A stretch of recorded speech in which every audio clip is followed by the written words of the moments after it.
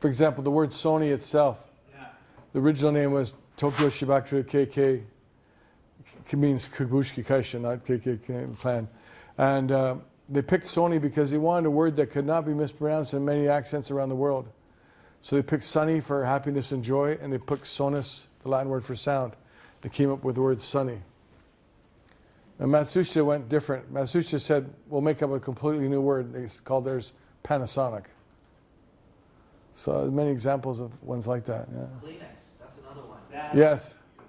Well, that's when a brand name becomes the name of the product. In the Philippines, nobody brushes their teeth with Crest. Everybody uses Colgate, so they don't call toothpaste, they call it Colgate in the Philippines, as an example. In Jamaica, everything's a Jeep. Doesn't matter if it's a real Jeep or sort of looks like a Jeep or banged up like a Jeep. Everything's a Jeep. Yeah. I mean, you can say the same about, say, Google, YouTube, Band-Aids. Yes. Many different things. Yeah, and if your noun of your company's product becomes a verb, then you've got it made, don't you?